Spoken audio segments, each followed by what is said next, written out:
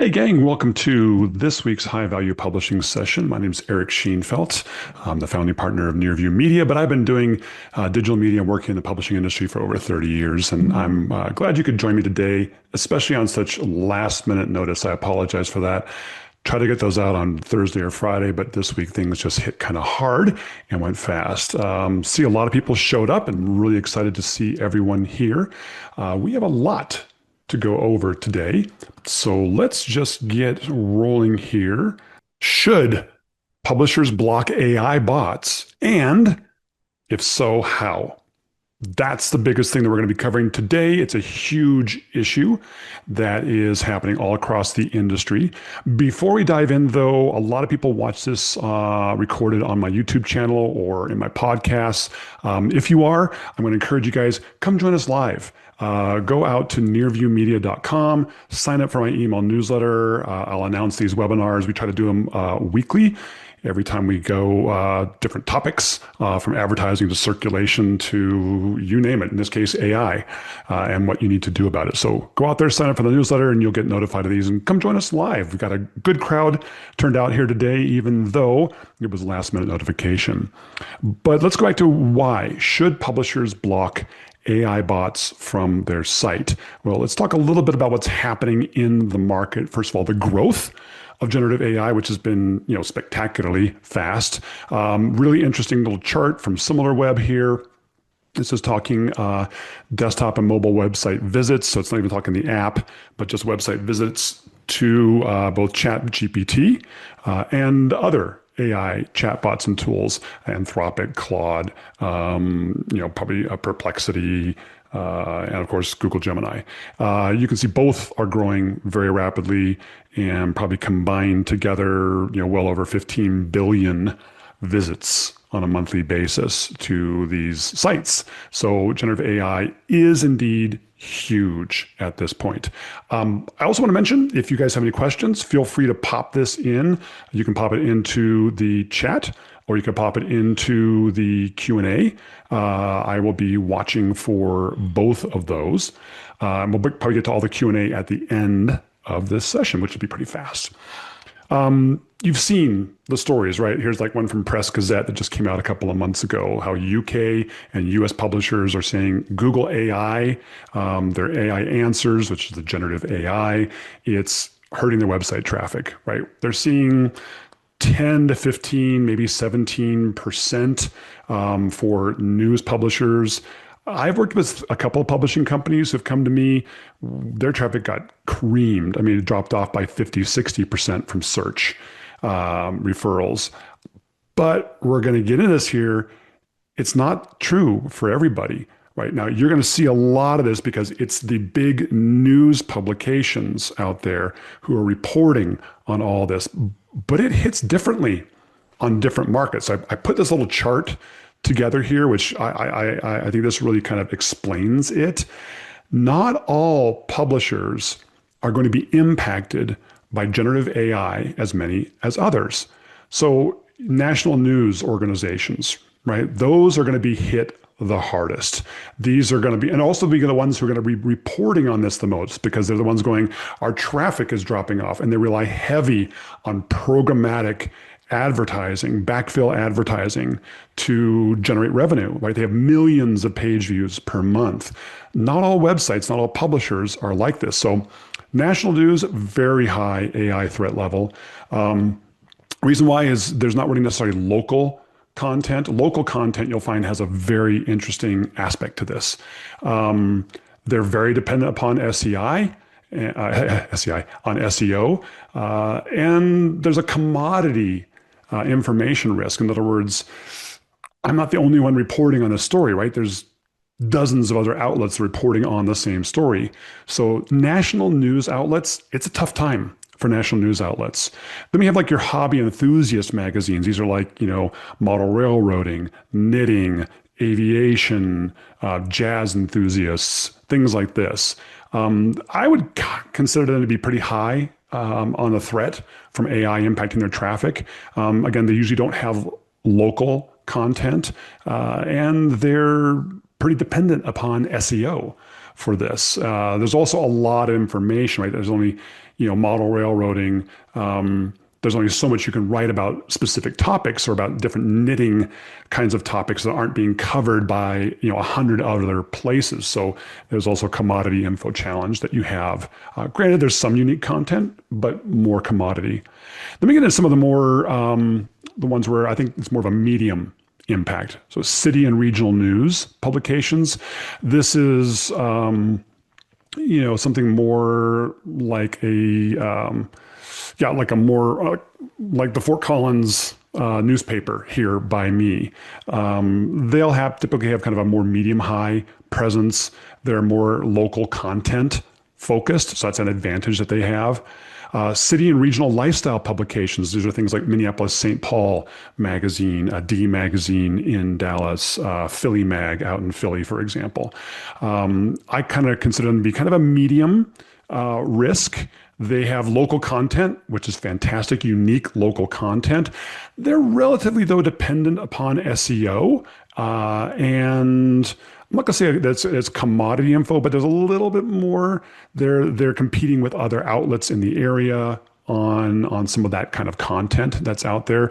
Like there's the same story could hit in a local newspaper, a local radio station, a local TV station, their websites, right? So there's a little bit more competition out there. Then we get into our national B2B trade publishers. These are things like, again, folks who talk to auto body retailers, lumber and building material suppliers, restaurant owners, cement mixing plants, all these different things that talk to specifically B2B trade. It could be an independent trade publication, or it could be a publication associated with an professional association. I consider these to be, though, relatively low risk. There's some risk. They don't have the local content advantage because they're talking to a nationwide audience or an international audience. They're much less dependent, though, on SEO. They'll get a lot more of their visibility through their social channels and especially through their email channels. And there is a kind of a medium, I'd say, to lower commodity info risk. I probably should update that to be more low. It's a little bit, I think, more of a low commodity info risk. Because they're talking about content that just you usually can't find content like that in other places. And then finally, I look at city and regional business publications. These are things like Biz Times in Milwaukee, Providence Business News. These are, other ones that are out there, Ottawa Business Journal, right? All these different kinds of regional business publications. There, the AI threat level is actually relatively low. They have a local content. They're not as dependent upon SEO. As a matter of fact, a lot of these publishers, emails are number one referral source. And they have very, very low commodity. They've got content that is extremely unique. This is not just my thinking this up. So I have access to hundreds of Google Analytics accounts, and I can actually see the impact that AI has been having on these pubs. As a matter of fact, the city and regional business pubs, a lot of them, I'm actually seeing their search traffic is growing. National B2B trade, again, all this is depending upon if you are doing things right on the SEO front. If you're not doing things right with your website and your content optimization, forget it, all bets are off. But if you're doing things right, I'm seeing things staying relatively level for city and regional lifestyle pubs, relatively level for national B2B trade pubs, actually growing a little bit for city and regional business pubs. And I am seeing some big declines, though, in the hobby enthusiast market, in the national news market. I'm seeing a little less of an impact in the city and regional news. So I wanted to talk about this because it impacts your views on generative AI. All we're hearing about is generative AI is bad, generative AI is bad, generative AI is bad. And we're hearing about it from the national news folks who are at the very high threat level from AI. That being said, doesn't mean we should put our heads in the sand and just ignore it. So here's the real question that you need to ask yourself. Is visibility or traffic more important to me as a brand? Is it more important that my information is visible and returned in AI results on ChatGPT or Google Gemini? And then I may get some resulting traffic that's more high intent to my sites? Or is it more important that I get traffic and I don't put myself into these generative search engines? I would say for most of my clients that I work with, we have made the decision that the traffic is more important than the visibility in ChatGPT, in Google Gemini. Of course, you'll have to decide that for yourself, but that's what most of my clients have decided that, and we've gone through that process together. The traffic is more important, and we don't want our content to be visible out there. So, like as an example, here's one publisher where this is a week by week view. And you can see right about there on September 18th, we just made the decision to filter out all AI bots. And I'll show you how we did it and how you can do it. We made a decision, and you can see there's been no impact on search traffic at all. As a matter of fact, you may even make an argument it's a little bit higher. I mean, obviously they had a little viral spike that week out in November. But if you look at organic search, no impact since we've been blocking the AI bots from that website's content. And I'm seeing this on a lot of other sites. This is just one example I wanted to just bring out and show you here. By the way, I will point out, do you notice email is their number one traffic driver? Right? It accounted for 35% of their total sessions, whereas search was only about 30% of their total sessions. So a good email strategy, a good social media strategy, a good content distribution strategy, those are all ways to reduce your reliance on search. That being said, search is still very important, and blocking the AI bots did not have a negative impact. So there's an interesting thing I want to bring up, though, that talked about with a good friend of mine, Jez Walters from What's New in Publishing. If you were at our session last week, we would have talked about this. And so every second week of every month, Jez and I get together and we talk about everything that's new. Truly what's new in digital publishing, what's going on. And you can watch that recording right now at our YouTube channel or listen to our podcast. But we talked about a very interesting loophole that the AI bots are using, right? The AI bots are out there saying, the AI companies are out there saying, we are honoring your robots.txt file, right? We're honoring that. If you tell us not to spider it, we're not going to spider it. And there's other things we can do at the server and firewall level, for example. So if we block them here, they're supposed to honor that. However, Jez brought up a really interesting point from the FIP conference that was just a couple of weeks ago, that the AI bots are indeed honoring that, but then they're going out to sites like Common Crawl or Wayback Machine and archive.org, and they're just grabbing all of your content from those sites. So yes, they're honoring robots.txt, but there's been some evidence that some publishers have brought up that said, no, it doesn't matter. They may honor this, but they're still grabbing your content through here. I should have put another little loophole in here.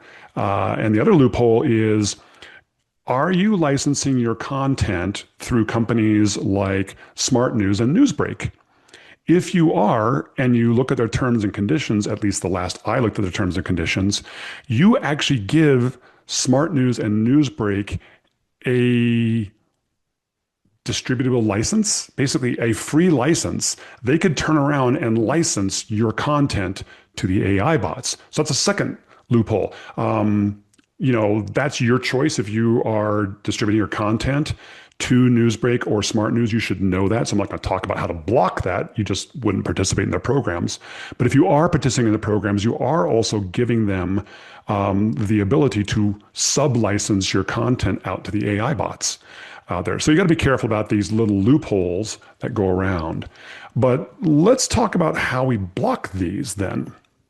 So here's the basic recipe on how to block AI bots from your site. Number one, you got to be using what's called a robots.txt file. If you haven't seen one, just go to your site, put a slash and then robots.txt, and you should be able to see if your site has one. In there, you can specify which user agents to block, and every single AI bot has different user agents, and there's new ones coming up frequently. There's new services coming out, so you wouldn't want to keep this updated. You also want to block the Creative Commons and Wayback Machine bots in the robots.txt. Now, Creative Commons is a little easier, Wayback Machine is a little harder, but there are still ways to do that. This is that little loophole you want to get rid of. This does mean your sites are not going to be indexed and kept in the Internet Archive, which is nice. I've been able to go back and look at like clients' way old sites and see things, but I'm going to be blocking these for most of my clients going forward. Then there's a second level. This is at the robots.txt file. There's a second level, and that's what's called your web application firewall. So this is at the hosting and firewall level. You need to talk to your IT folks, see if you're doing that out there. I mean, obviously the most popular one is Cloudflare. Made a big news about this a few months ago about their specific AI bot filtering level out there. But you can do it with other hosting providers, Amazon Web Services. You can do it with there as well. So you want to make sure you're blocking these user agents and possibly even the IP address ranges of these at your web application firewall. That's at the hosting firewall level. The other thing that we could do is, and a lot of my local regional publishers here in the States and in Canada are doing this, is they're geo-blocking. They're not allowing in anything that is outside the United States or Canada. It has very little impact on their traffic. Yeah, in fact, since somebody did this a year ago, I wrote a whole article about this a couple years ago about why regional publishers should block international website traffic. So just go out and do a quick search for that. You'll find it. There's a lot of reasons why you might want to do this, but AI bots, there's a lot of AI bots internationally that not all of them are necessarily scrupulous. So that's another tactic you might want to consider using if it fits with your particular business model. Now, I have a lot of, for instance, B2B trade publications where international traffic is critical, so we don't block it. But if it's not critical to your business model, it's something to consider. There's a couple of advanced tactics you could get into. There's things like what's called an AI bot honeypot. This whole little maze and visible links on your site with no follow tags. If you use Cloudflare, this is an actual setting you can turn on. There's ways to do it on other hosting providers. There's behavioral rules that you can implement at your hosting and firewall level. Things like if you're seeing a ton of requests from the same IP address or the same user within just a very fast number of time, just a couple seconds, or if you're seeing a bunch of requests to the same page, that's a flag. That's not a human activity. If you see a session come in and the first thing they do is they look at your sitemap so they can find out all your pages in Spider, that's not normal human browsing activity, right? So there's behavioral rules you can put in place to block suspicious behavior. Talk with your IT people about that if you'd like to get to that and implement those. Be careful though, do not block normal search engine bots. You do not want to block Google. You don't want to block Bing. You don't want to block any of the other legitimate search engine bots from your site. So be very careful about doing that. This is a little bit here, and what I've gone ahead and what we're doing right now is we're in the middle of publishing a standard operating procedure, an SOP. So we're going to be publishing more and more of these SOPs in the coming weeks and months that you can just take, and it's exact directions and checklists and resources that you can use to implement for your publication. These will be available to my Nearview Media Insiders. These are not only my consulting clients, but I have a whole membership program for insiders by this Friday, November 21st. We are actually going to have a sample robots.txt file with all of the exclusions. Actually, we'll do more than that. We're actually going to link to your actual sitemap on there. If you're on WordPress, for example, we'll be excluding the administrative area. So it's a whole robots.txt file that you could lift and adapt for your own uses. We will be updating that on a quarterly basis. So new bots, things like that come about all the time. So we'll be updating that on a regular basis, and you can lift that. We're going to have specific instructions on how to implement this using either Yoast or Rank Math, which are probably the two most popular SEO management tools. We'll have some web application firewall recommendations, things that you can do with Amazon Web Services, with Cloudflare, other things like that. Basically saying, hey, here's the exact steps, the exact standard operating procedure you can use to block AI bots from your site if you want to do that. So go check that out. Just go to nearviewmedia.com/insider. Lots of other things out there as well, including access to my SEO for Editors course, which is about 8 hours worth of training for your editors out there. So check that out. A standard operating procedure will be there. But this is basically the considerations you have to do as to should you block AI bots? And if you are going to block AI bots, how do you block AI bots? I hope you guys have a wonderful rest of the week, and we will see you next week. Cheers.